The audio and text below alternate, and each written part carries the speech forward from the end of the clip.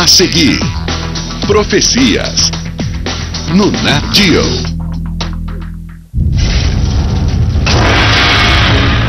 Desastres naturais que parecem cada vez mais frequentes. Fenômenos astronômicos que ocorrem a cada 26 mil anos. Alguns dizem que o fim do mundo está próximo. E que os maias foram os que profetizaram. Entretanto, qual é a verdade por trás dessas supostas profecias? Será que o mundo está a caminho de atravessar inclementes catástrofes no dia 21 de dezembro de 2012?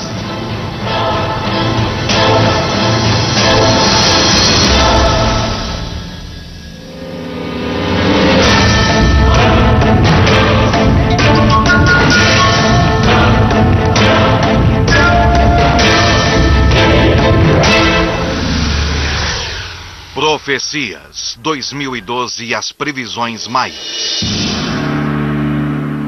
A ideia do fim do mundo sempre manteve o homem inquieto. O dia 21 de dezembro de 2012 está próximo e muitas teorias giram em torno desta data.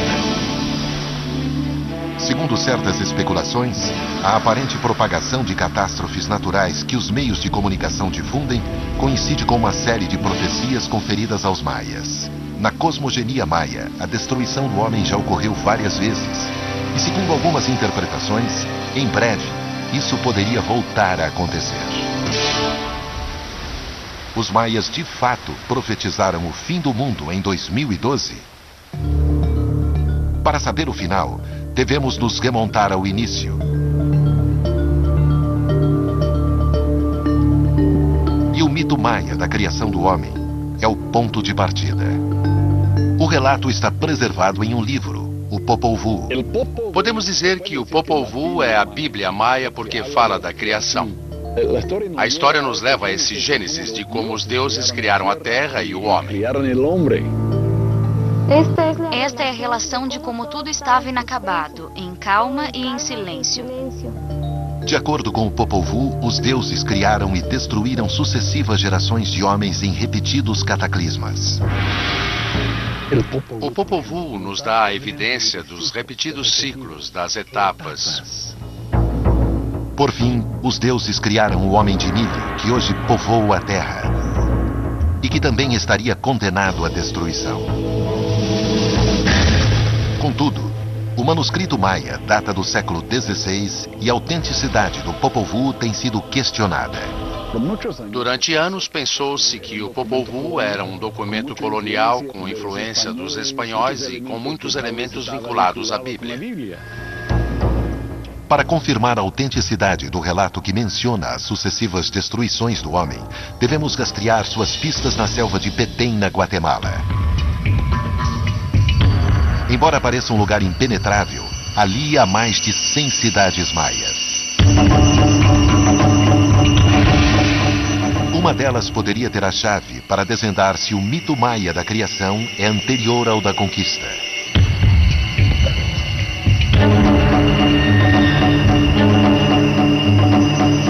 Há 30 anos, Richard Hansen percorre o Vale El Mirador, investigando os mistérios que a civilização maia nos deixou. Calculamos que havia cerca de 1 milhão de habitantes no vale em seu apogeu. É uma região chamada de o berço da civilização maia, porque ali estão as maiores e mais antigas cidades do mundo maia. No ano 1000 a.C., eles começaram a se assentar e a construir plataformas, e de 400 a 300 a.C. surgiu o grande estado. Entre a densidade da selva, que hoje cobre a antiga cidade de El Mirador, surge a pirâmide mais alta do continente, a Danda. A sua construção pode ter começado cerca de 1.600 anos antes da chegada dos espanhóis. Aqueles que a construíram acreditavam no mito da criação, temiam a sua própria destruição pelas mãos dos deuses. Uma incrível descoberta aqui realizada confirma isto. É interessante que no Vale Mirador existem sítios onde há evidências do Popol Vuh. No impactante friso do El Mirador, aparecem os heróis gêmeos, 2 personagens que protagonizam grande parte do Popol Vuh. Isto relata perfeitamente a história do Popol Vuh. Aqui temos os heróis gêmeos do Popol Vuh, Hunahpu e Xbalanque. Hunapu está engolindo e levando com ele a cabeça de seu pai. E esta cabeça está aqui, em suas nádegas. O outro ser que aparece aqui é Ixbalanque.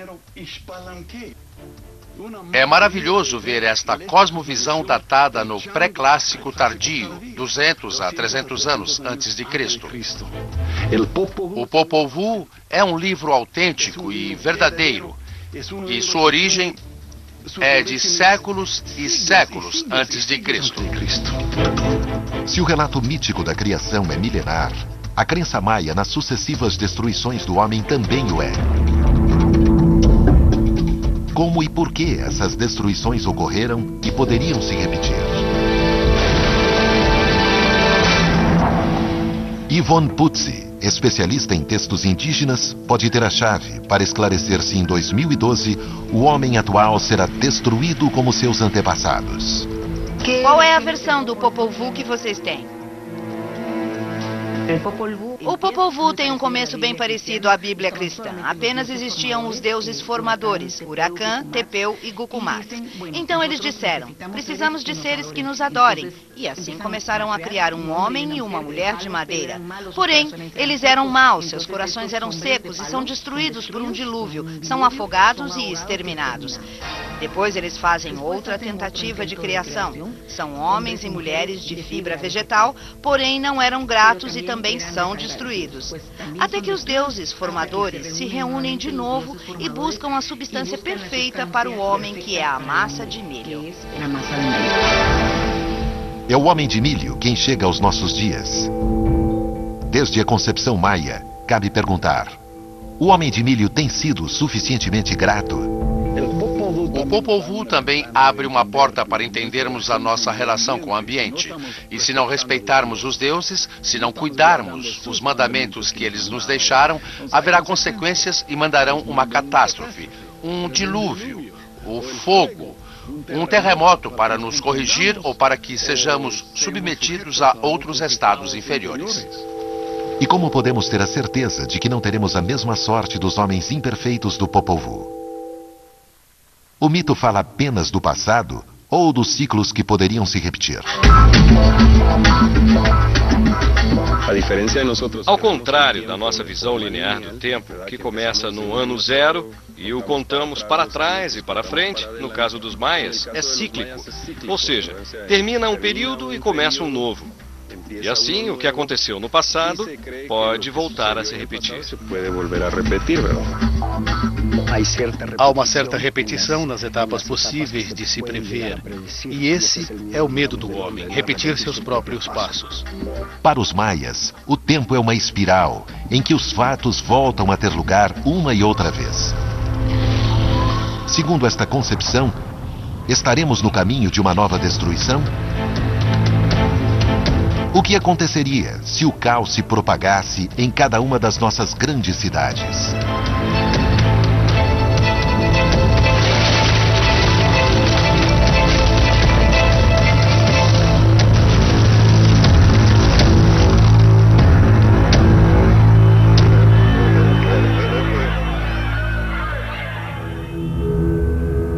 Para algumas interpretações, as escrituras maias ainda reservam catástrofes que poderiam ter lugar no futuro.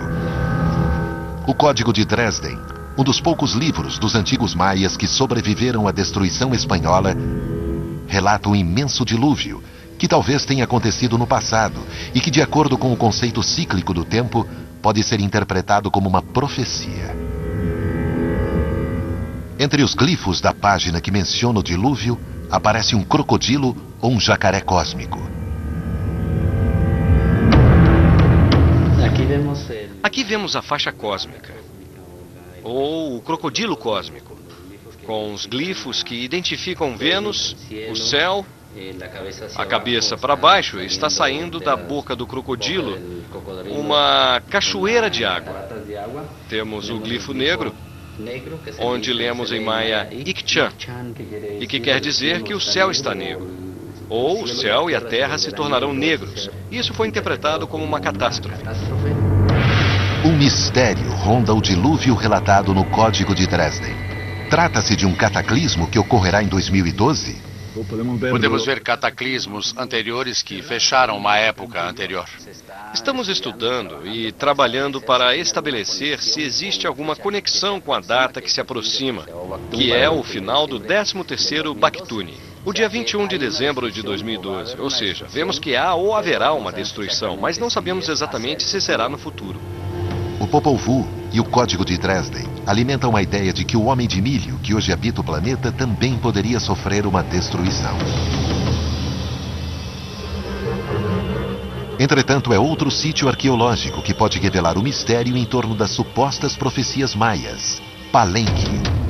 Ali, alguns acreditam que as inscrições na lápide de um governante maia guardam um código profético que poderia antecipar os acontecimentos do dia 21 de dezembro de 2012. O Nat Geo apresenta uma produção original tão... Continuamos assistindo Profecias no Nat Geo.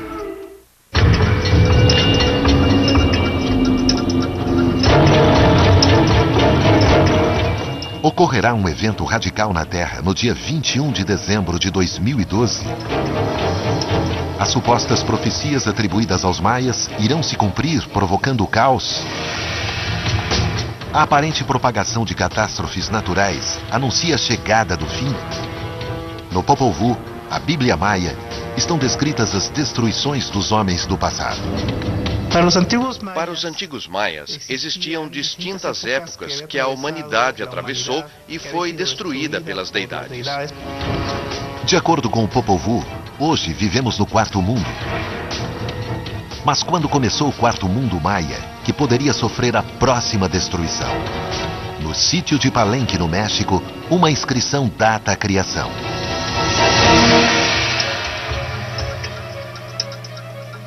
Aqui no Templo da Cruz, encontramos o primeiro registro da criação do mundo maia, que no nosso calendário seria em 13 de agosto de 3114 a.C. O calendário da contagem longa, utilizado pelos maias, inicia a contagem do tempo a partir da data da criação. A contagem longa é a contagem do tempo a partir da data era 3114 a.C. Entretanto, assim como há um princípio, a contagem longa tem um final. É interessante porque no dia 21 de dezembro de 2012, este calendário termina. Este é o motivo pelo qual se associa o dia 21 de dezembro de 2012 com o fim do mundo.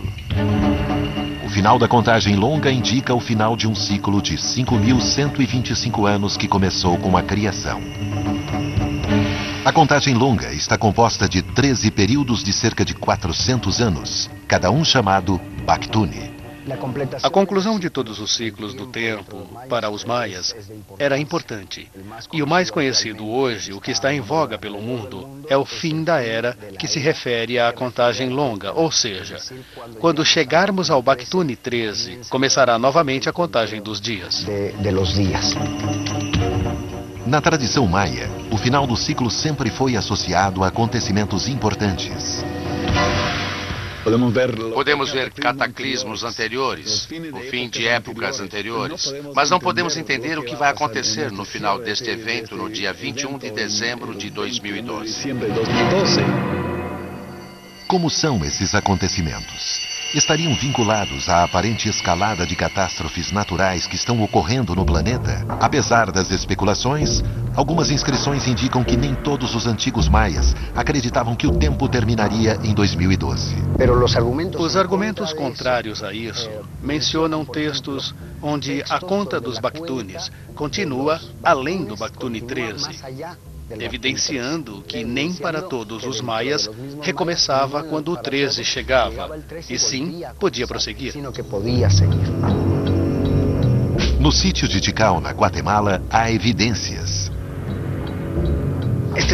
Este monolito é particular no que se refere à contagem longa. Há quantidades que vão além do Baktuni. Esta data ultrapassaria e muito o 2012. Pode ser que o governante que mandou esculpir esta data desejasse competir com outros governantes, dizendo que ele vai ficar mais tempo ou que ele vai regressar em algum tempo.